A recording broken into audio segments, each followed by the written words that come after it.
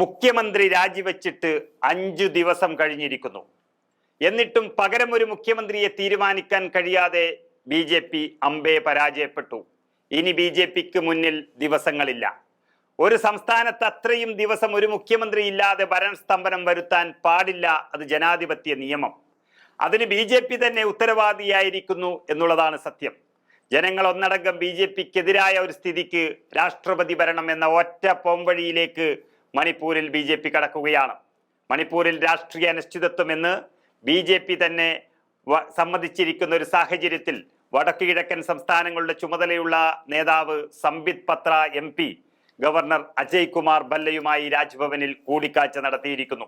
അതുപോലെ മണിപ്പൂർ സംസ്ഥാനത്തെ BJP MLA-മാരുമായും അദ്ദേഹം കൂടിക്കാഴ്ച നടത്തി. പക്ഷെ ഒരു പ്രയോജനവും ഇല്ല എന്നാണ് പുറത്തു വരുന്ന വാർത്തകൾ. എങ്കിലും ഔദ്യോഗികമായ വിശദവിവരങ്ങൾ പുറത്തു വന്നിട്ടില്ല. മുഖ്യമന്ത്രി സ്ഥാനത്ത് നിന്ന് രാജിവെച്ച ബീരേൻ സിംഗിന് പകരക്കാരനെ കണ്ടെത്തുന്നതിൽ ഇനിയും തീരുമാനമാകാത്തത് ആ സംസ്ഥാനം വീണ്ടും രാഷ്ട്രപതി ഭരണത്തിലേക്ക് നീങ്ങുന്നു എന്നുള്ളത് ഉറപ്പായി കഴിഞ്ഞു.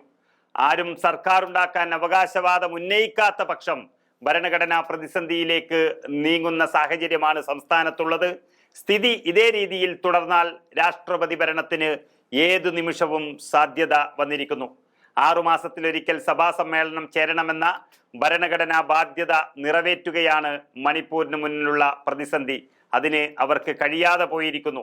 കഴിഞ്ഞ വർഷം ഓഗസ്റ്റ് 12-നാണ് ഒടുവിൽ നിയമസഭ സമ്മേളിച്ചത്. നിലവിലെ സംഭവ വികാസങ്ങളുടെ പശ്ചാത്തലത്തിൽ ഫെബ്രുവരി 10 മുതൽ സഭ സമ്മേളിക്കാനിരിക്കുന്നത് ഗവർണർ അസാധുവായി പ്രഖ്യാപിച്ചിരിക്കുന്നു.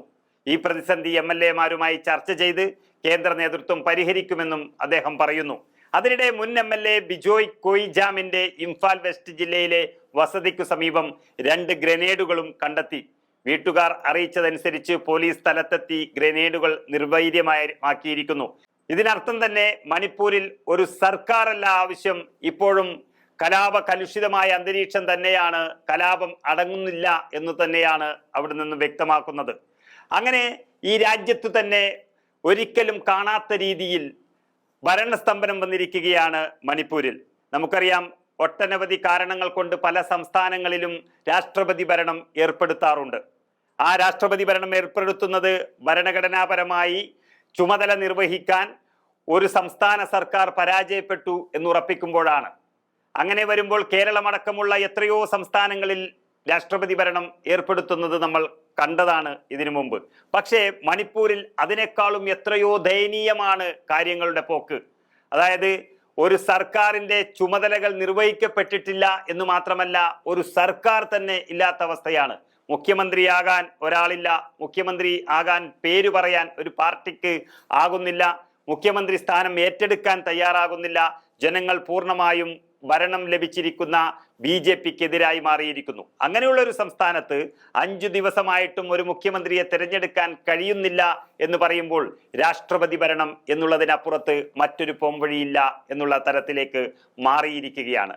അതുകൊണ്ട് BJPയും നരേന്ദ്രമോദിയും അമ്പേ പരാജയപ്പെട്ടു നിൽക്കുന്ന മണിപ്പൂരിൽ രാഷ്ട്രപതി ഭരണം മാത്രമാണ് ഏക പോംവഴി.